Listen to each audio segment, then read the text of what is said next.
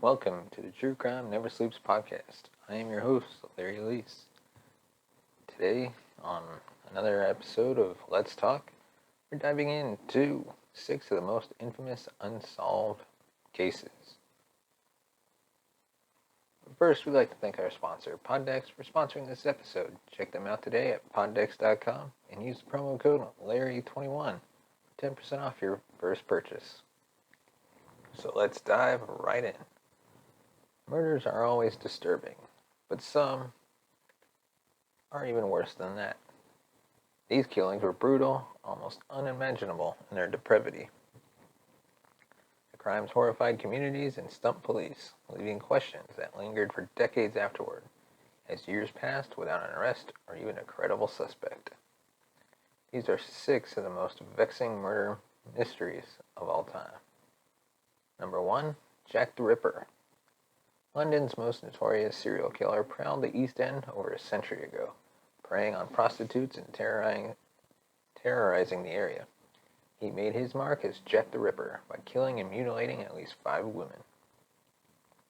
Dread grew as the dead bodies began to pile up near each other within a 3-month period in 1888. The neighborhood was horrified to a degree bordering on panic. When news broke of a second female victim,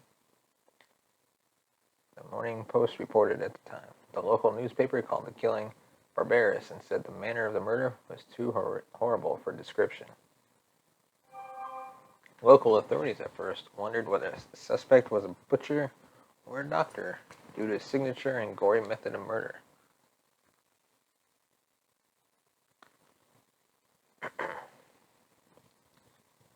The victims of the so-called Whitechapel murders, Marianne Nichols, Ann Chapman, Elizabeth Stride, Catherine Eddowes, and Mary Jane Kelly all had their throats slashed, and most of them had their stomachs slit and organs ripped, before being dumped on the streets. The FBI, which analyzed the case in 1988 at the behest of a movie production company, said each victim was known to be a heavy drinker and a prostitute. They were all targeted because they were readily accessible and were killed swiftly in the early morning hours. Even with all eyes on the case, police were never able to put a face to the killer. The FBI said local investigations were stymied because forensic technology and other advanced means of thoroughly investigating homicides were non-existent at the time. The U.S. National Archives obtained letters exchanged between different law enforcement bosses in 1888 that depict overwhelmed police departments. Charles Warren, who was the chief commissioner of the Metropolitan Police at the time, asked for help from the City of London, quote, saying, "We are inundated with suggestions and named suspects," Warren wrote. Countless historians and criminologists, both amateur and professional, have speculated on this killer's identity, but it appears Jack the Ripper took his secret to the grave. In number 2, the Black Dahlia's grisly death captured headlines. The sight stopped a mother and her child in their tracks. A naked woman lying feet from the sidewalk. She was sliced cleanly in half at the waist with not one drop of blood on her. The now infamous slaying of 22-year-old Elizabeth Short instantly captured headlines in 1947, with newspapers later dubbing her the Black Dahlia, in part because she had dark hair and an apparent preference for black clothing. Short was a Massachusetts native who came to California in pursuit of fame, was bled dry before being dumped in an empty lot in a residential area of Los Angeles. Authorities said her body appeared professionally dissected and one breast was cut off, according to FBI files. It's unclear how the aspiring actress met such a grisly fate. Several dozen of people have claimed credit for the high-profile crime. The FBI, which helped local authorities investigate at the time, said it ran record checks on potential suspects and conducted interviews across the nation. However, none of the confessors appeared to be telling the truth, and the case has gone unsolved.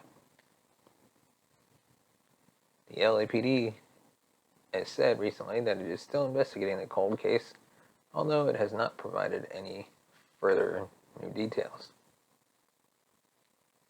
And number 3, the Zodiac Killer. The Zodiac Killer was no ordinary murderer. Rather than avoiding the spotlight, he craved the media attention and seemed to enjoy taunting police with cryptic notes and clues as he left a trail of death behind him. The Zodiac Killer murdered 5 people, seemingly at random, in Northern California in 1968 and 1969. He claimed in letters to police that there were dozens more victims, although that was never confirmed. His deadly rampage began in December 1968, when 2 teenagers were shot to death in a parking lot. Around 7 months later, another 2 people were shot in a parked car, although 1 survived. That's when a local newspaper started getting letters from someone anonymously claiming to be responsible for the slayings.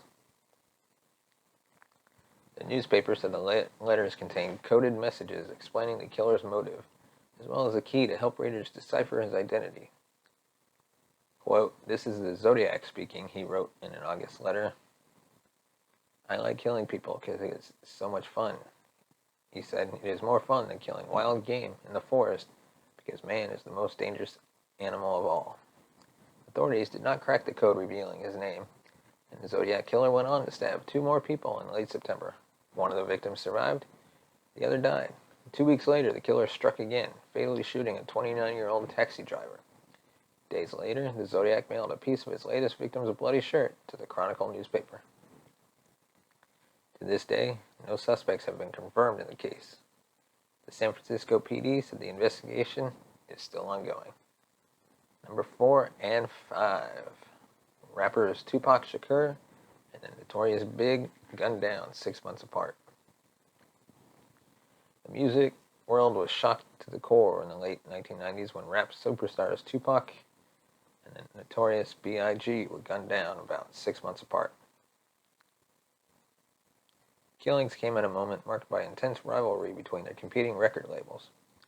Both rappers were the top artists for their record companies. Many said that murders were a sign music feuds had gone too far. Tupac was killed first in a drive-by shooting in Las Vegas on September 13, 1996.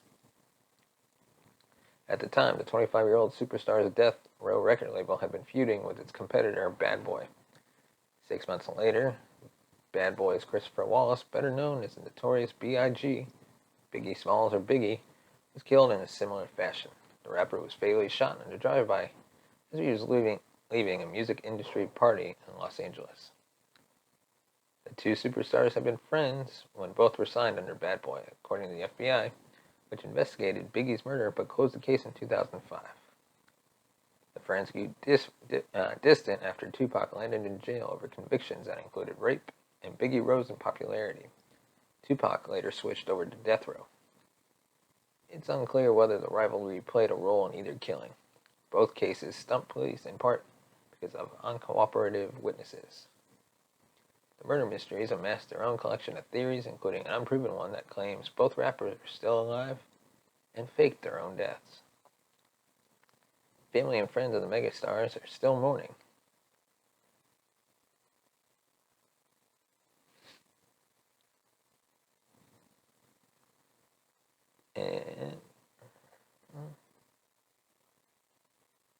Family and friends of the megastars are still mourning. In March, on the 20th anniversary of Biggie's death, Sean Diddy Combs paid tribute to his late friend in an Instagram video, quote, saying, "On this day, we're going to reflect on him because we miss him," he said. And 20 years later, time heals all wounds, but this one ain't healed yet. And number 6, Jonbenet Ramsay's death. Jonbenet Ramsay's young, smiling face stared out from newspaper front pages and television screens all across the country in the months after the 6-year-old beauty queen was found dead.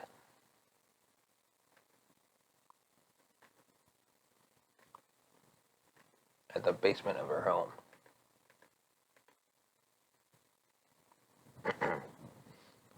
The crime stunned the quiet and affluent neighborhood in Boulder, Colorado. Jonbenet, beauty pageant winner, had been discovered beaten and strangled with duct tape placed on her mouth and throat.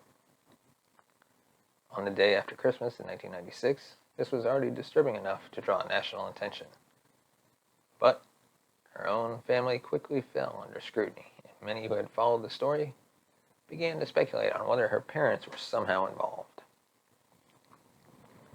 Jonbenet's mother, Patricia, told police she woke up early that morning to find her daughter missing. She called 911, reported kidnapping, saying she found a 3-page ransom note demanding $108,000. Hours later, Jonbenet's father, John, told police he discovered his daughter's body in the basement. An autopsy report determined that Jonbenet died of asphyxiation caused by strangulation. Her death was ruled a homicide. The Ramsays immediately fell under a cloud of suspicion, but no one was ever charged in connection with Jonbenet's death. Her parents addressed the speculation for the first time in an interview with CNN. John Ramsay said the suggestion that his family was behind the crime was, quote, nauseating beyond belief. Years later, Boulder police say the investigation continues, although officials have not said anything new. Quote, our goal continues to be an arrest and successful prosecution. We have not and will not give up. Jonbenet's brother, Burke Ramsay, recently spoke out for the first time on Dr. Phil, saying that he burst into tears when he first found out his sister was dead. Quote, my dad told me Jonbenet is in heaven now, and he started crying. And I started crying. I was kind of like, how is this possible? I started crying? I don't think I said anything. I didn't believe it at first. And that is our list of the 6 most infamous unsolved cases. Let us know what you thought about these cases.